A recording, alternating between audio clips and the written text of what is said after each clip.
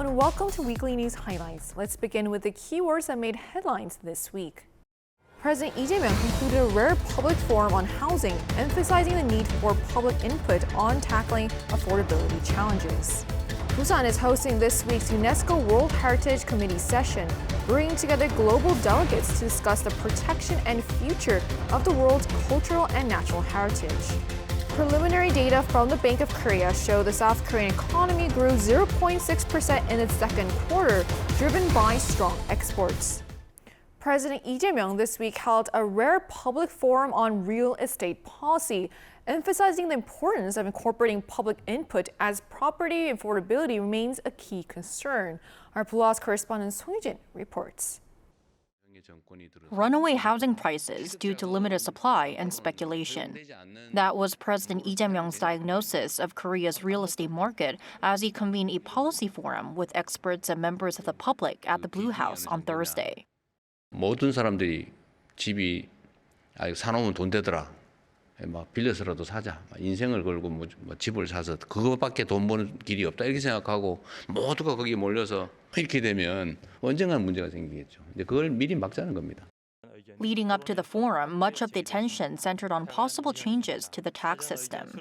According to discussions by relevant ministries and public feedback gathered online, many argued that tax benefits for owners of high-value homes should be scaled back. Currently, single home owners can receive the same maximum property tax deduction regardless of how much their home is worth. With the government still working out where to draw the line, Thursday's discussion focused on how ultra-high-value homes should be defined.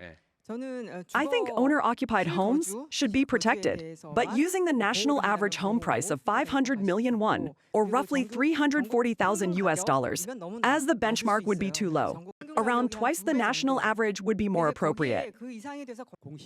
If the threshold is set at an officially assessed value of 3 billion won, or $2 million, it would apply to about 0.3% of all homes nationwide, or roughly 50,000 households. Beyond this threshold, participants also debated how the tax burden should differ depending on factors such as owner occupancy and multi-home ownership. President Lee suggested first setting a standard property tax for a typical single-home owner. 1주택에 대해서 기본을 정한 다음에 실거주 또 거주 용도일 경우에는 감해주고 그게 또 예를 들면 서민용 또는 중산층용이라 그러면 좀 보호하는 측면에서 또 약간 감해주고 이렇게 좀 정리할 수 있을 것 같고 또 지방 이런 데도 또 배려해주고. Housing supply was another major focus. Lee said the government is working to cut delays in housing construction by more than half, including for large-scale government-led projects outside Seoul. Based on what was discussed, the government is expected to announce new housing measures later this month. Song Yoo-jin, Arirang News.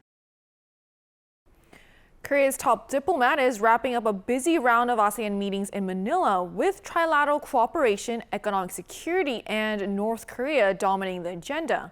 Foreign Minister Daejeon also advanced Seoul's partnership. Our Oh Seong has the details. Korea, the United States, and Japan have agreed to strengthen coordination on regional security and economic resilience, while reaffirming their commitment to peace and stability. According to Seoul's foreign ministry, the three foreign ministers met on the sidelines of ASEAN-related meetings in Manila on Wednesday, just 2 weeks after their previous talks at the NATO summit in Ankara. Foreign Minister Daejeon, US Secretary of State Marco Rubio, and Japanese Foreign Minister Toshimitsu Motegi agreed that closer policy coordination is needed amid growing uncertainty across the region. They exchanged views on Northeast Asia and the Middle East, reaffirming support for international law, freedom of navigation and overflight, and maritime security in the Indo-Pacific. On economic security, the three agreed to deepen practical cooperation in nuclear energy, critical minerals, and critical and emerging technologies. They also pledged greater cooperation on advanced technologies, resilient supply chains, economic coercion, and Arctic security. On North Korea, the ministers reaffirmed their commitment to a strong deterrence posture while upholding the principle of denuclearization. They also agreed to maintain close coordination on North Korea policy while pursuing peace and stability through dialogue and diplomacy. Separately, Cho co-chaired the Korea-ASEAN Foreign Ministers meeting. He proposed upgrading the Korea-ASEAN Free Trade Agreement while expanding cooperation in AI, the digital economy, energy, maritime safety, and cybersecurity. Korea also unveiled new initiatives on artificial intelligence, cultural and creative industries, maritime safety and scam-related crimes, and sought ASEAN support for a special summit in Korea in 2029, marking 40 years of dialogue relations. On Thursday, Cho will attend the ASEAN +3 Foreign Ministers meeting, followed by the ASEAN Regional Forum and the East Asia Summit Foreign Ministers meeting. He will wrap up his schedule with a meeting of Mekong Foreign Ministers. Seong, Arirang News. A forum in Seoul has explored the challenges facing trilateral cooperation among South Korea, Japan, and China, and discussed ways to sustain regional ties through practical collaboration.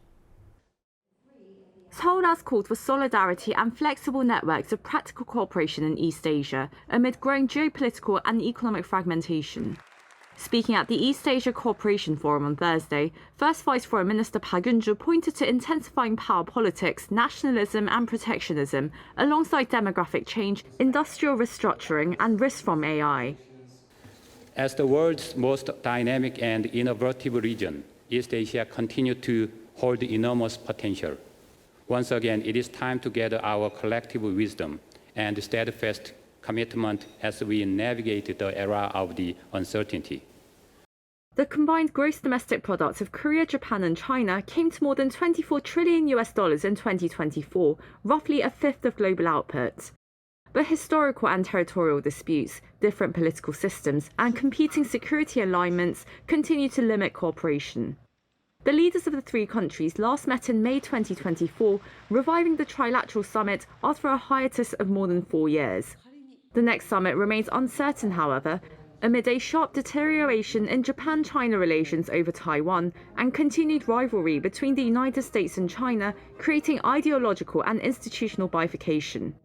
Experts stress the need to seek common ground. Try to reach some common understanding as to how to manage the conflicts in the region, such as territorial disputes.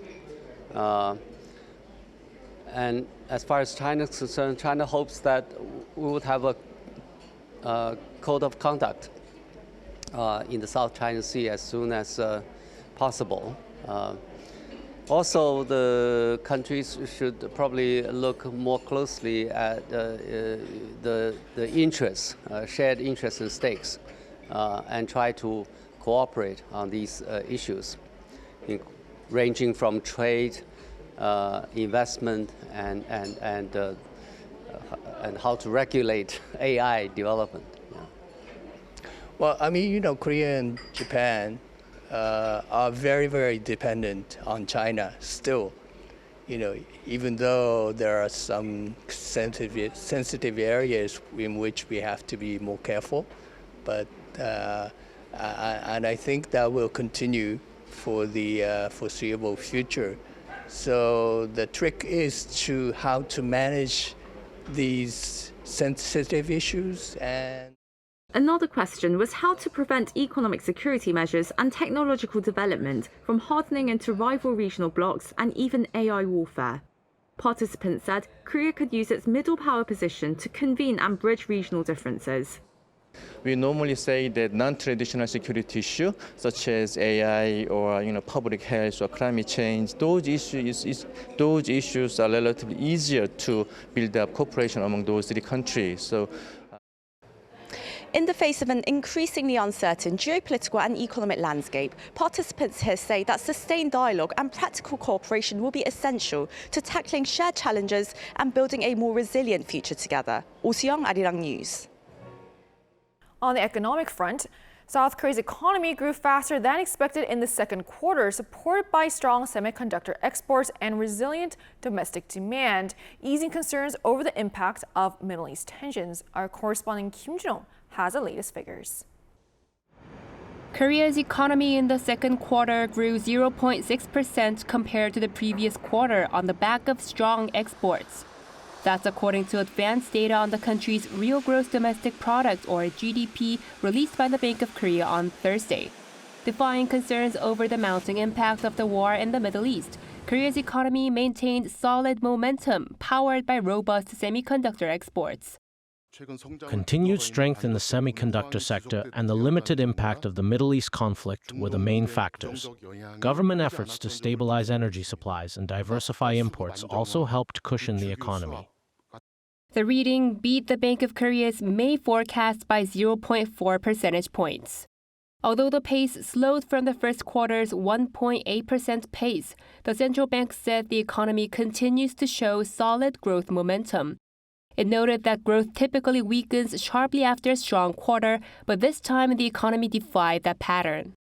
Private spending rose 0.4%, while government spending increased 0.2%. Facilities investments also increased on stronger demand for chip-making equipment, but construction investments fell. Exports climbed 1.4%, led by semiconductors, while imports rose 0.8%, led by autos and machinery. Domestic demand and net exports each contributed 0.3 percentage points to growth. The central bank said the two made balanced contributions to the expansion. Many had expected second quarter growth to rely largely on exports, but domestic demand and net exports contributed in equal measure, while private consumption and facilities investment continued to strengthen. Real gross domestic income, or GDI, far outpaced GDP growth, up 15.6% on-year in the second quarter. This marked the fastest pace in 38 years, with stronger chip export prices boosting the terms of trade. The Bank of Korea said sustained gains in real GDI could translate into stronger domestic demand by boosting corporate investment and household spending. The Finance Ministry said on Thursday that strong second quarter growth has brightened the prospects of meeting the government's 3% annual growth target. Yet it cautioned that renewed conflict in the Middle East and U.S. tariffs remain downside risks. Kim Jun-ho, Arirang News. South Korea's household wealth reached a record high last year, but the country's overall wealth grew at a slower pace as the stock market rally inflated the value of shares held by foreign investors. Yoo-jeon tells us more. Korean household wealth jumped over 9% last year, reaching about 274.7 million Korean won, or 182,000 US dollars. However, growth in total national wealth slowed down, with the stock market boom boosting the value of foreign-owned shares. According to the Bank of Korea and the Ministry of Data and Statistics on Wednesday, Korea's total net worth reached approximately 16.6 trillion US dollars last year. After growing by 5% the year before, the growth rate slowed down to 2.2%. By asset type, land helped drive the gains due to higher land prices, up 374.3 billion US dollars. Meanwhile, net financial assets saw a sharp drop of 220.2 billion US dollars, marking their first decline in 5 years. Net financial assets represent total foreign assets minus foreign liabilities. The Bank of Korea explains that as the local stock market surged last year, the value of Korean stocks held by foreign investors expanded significantly. Since foreign stock holdings are recorded as external liabilities in national accounting, the stock market boom ironically drove down the nation's net financial assets. Last year, the Kospi jumped 75.6%, far outperforming global indices like the S&P 500 and the Euro Stock 50. As a result, the gains on Korean stocks held by foreign investors grew much faster than those of overseas shares held by Korean nationals. Officials say local stock gains kept beating global benchmarks through June, which could drive down net financial assets again this year if it lasts. With overall trends tied to second-half stock movements, eyes are on how the figures will shape up this year, not just for net financial assets, but ultimately for total national wealth. Lee Ju-yeon, Arirang News. Samsung Electronics has unveiled its next generation of foldable devices in London, expanding its lineup with a new Ultra model and showcasing AI-powered innovations, including its first smart glasses developed with Google. Our Kim Bo-kyung shows us its latest lineup.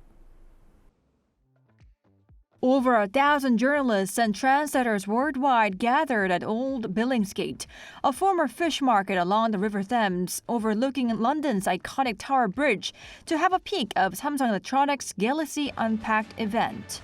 The audience applauded as the Galaxy Z Fold 8 was unveiled. It looked like a passport with 5.5-inch cover screen with a 10:16 aspect ratio when folded. It could be switched to a 7.6-inch screen with a 4:3 aspect ratio when unfolded. Weighing only a little over 200 grams, the Galaxy Z Fold 8 is the lightest Galaxy Z Fold ever, while also offering better battery capacity.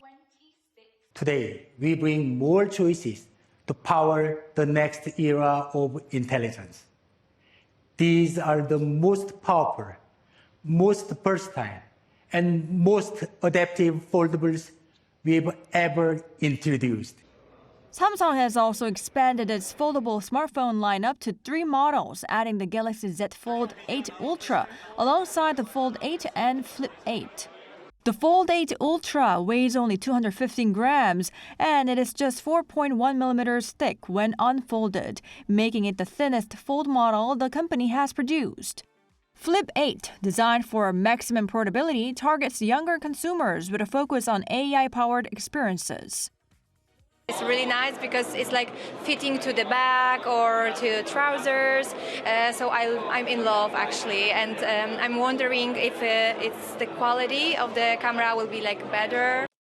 Galaxy Watch Ultra 2 and Watch 9 were also unveiled. The Ultra 2 focuses on outdoor performance, while the Watch 9 emphasizes 24/7 personalized health monitoring. Co-developed with Google for the first time, Samsung's smart glasses that are scheduled to launch later this year were shown too, equipped with a built-in camera allowing users to capture what they see and access AI-powered features in real time. Pre-orders for the Galaxy foldable smartphones and smartwatches will begin in South Korea on July 28th, followed by a global rollout starting August 7th. 김보경, Arirang News. Busan is showcasing Korea's rich intangible cultural heritage through a festival featuring traditional performances, exhibition, and hands-on experiences. Choi Young-eun takes us to the scene. Traditional Korean vocal music comes alive through contemporary stage language. The performers say intangible heritage is sustained not only by preserving its music and techniques, but also by passing on its values and spirit from one generation to the next. To ensure these traditions are carried on by future generations, understanding of their original forms must be developed first. At the same time, they also need the artistic vision to engage and communicate with today's audiences. One of the highlights is a performance inspired by the elegant lines of Korea's traditional craftsmanship, where dancers transform the making of the traditional kat into the visual language of movements. The creative team says they sought to preserve the tradition without making it feel like something of the past. They aim to create a performance that audiences can embrace naturally. Intangible heritage carries a quiet beauty and a profound sense of dignity. It is neither flashy nor exaggerated, yet the longer you experience it, the more deeply it stays with you. I hope audiences will remember it not only for its beauty, but also for the significance and weight it carries. Each performance has been reinterpreted through newly arranged music and choreography, showing that intangible heritage continues to evolve through time and new artistic influences. The lion dance is known for its sweeping mane and dynamic movements. With newly arranged music, we redesigned the choreography and stage movements while ensuring they remain true to tradition.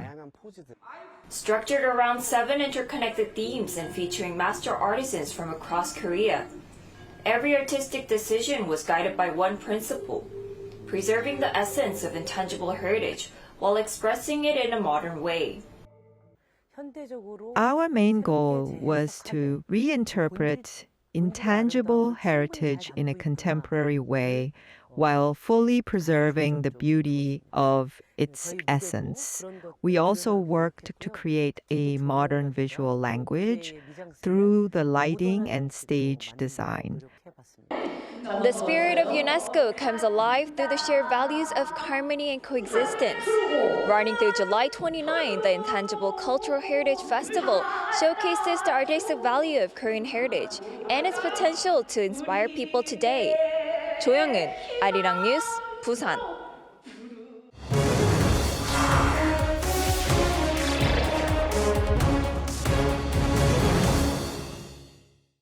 One of the biggest international gatherings was held in Korea this week, the 48th UNESCO World Heritage Committee meeting in the southern port city of Busan.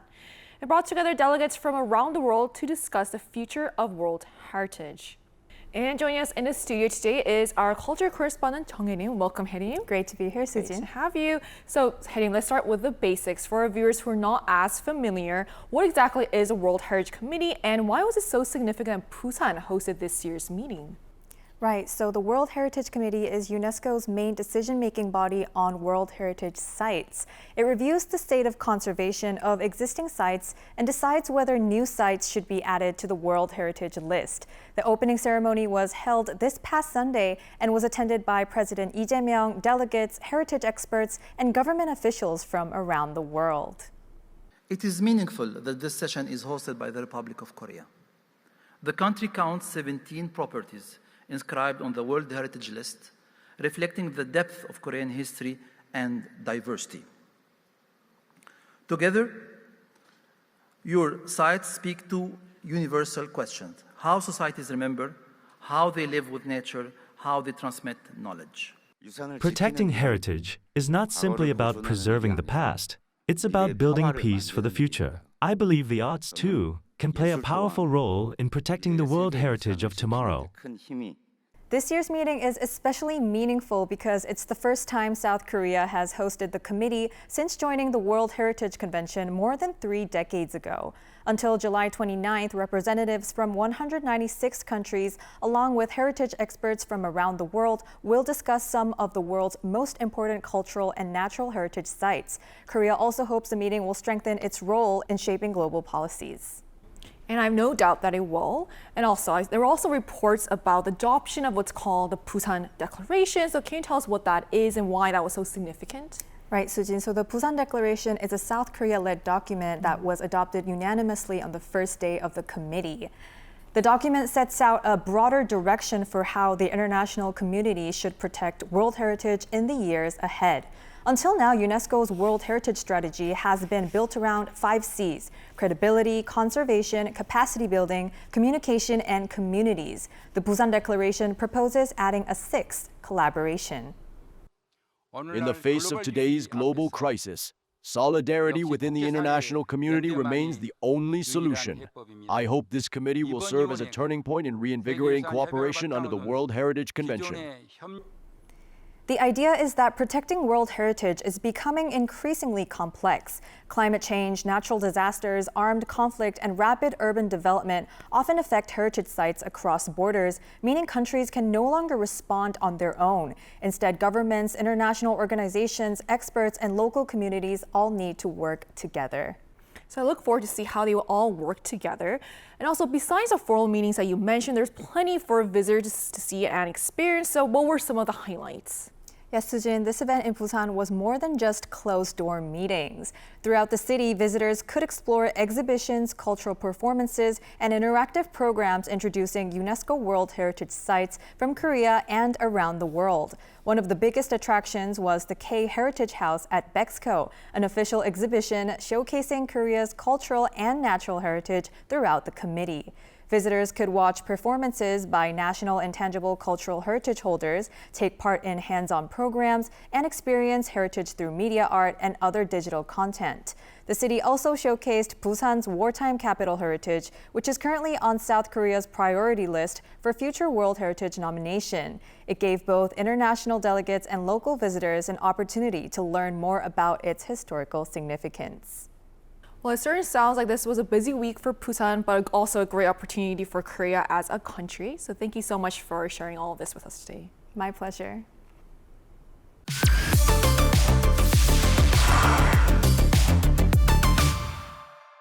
Meanwhile, Daejeon has been chosen to host the 2029 Invictus Games, becoming the first Asian city to stage the international sporting event for wounded service members. Park Gun-woo reports. For the first time, the Invictus Games are coming to Asia. The Korean central city of Daejeon secured the right to host the 2029 Games after winning a unanimous vote over San Diego in the US and Aalborg, Denmark. Evaluators credited Korea's closely coordinated effort between the central government, local authorities, and the veteran community united behind one mission, helping wounded service members recover and rebuild their lives. When I competed, I had to go all the way to Germany, so it's meaningful that Korea will now be able to welcome athletes. I hope it helps more people recognize how veterans are honored here. After being injured, many service members feel like their lives are over, but I eventually realized it wasn't the end, but the beginning. Founded by the UK's Prince Harry in 2014, the Invictus Games use sport to support the physical, psychological, and social recovery of wounded service members. And the Daejeon Games will mark its 9th edition. But despite its growing global reach, South Korea remains the only Asian country participating so far. The foundation believes hosting the Games in Korea could encourage more Asian nations to join. Within the Asian context, it's the fact that there is a lot of conflict going on and a lot of veterans around that aren't necessarily getting the respect and treatment. The great determination would be that we help change attitudes across Asia as well. I know there will be millions of people in Asia will be watching the Games in Daejeon. The 2029 Games are expected to draw thousands of athletes, families, and supporters from 26 countries. Among the participating nations are 12 countries that fought alongside South Korea or provided medical support during the Korean War, including the US, Australia, and Colombia. Daejeon is also stepping up preparations to ensure the Games are a success. We're expecting around 3,000 athletes and family members. We'll carefully prepare every aspect from sports venues to accommodation to ensure the Games are a success. With our experience hosting a major international event recently, we're confident. The countdown has already begun, and in 2029, Daejeon will become the first Asian city to host the Invictus Games, showing how sport can help wounded service members recover and rebuild their lives. 박건우, Arirang News, Daejeon. That brings us to the end of Weekly News Highlights. Thank you for watching and enjoy the rest of your weekend.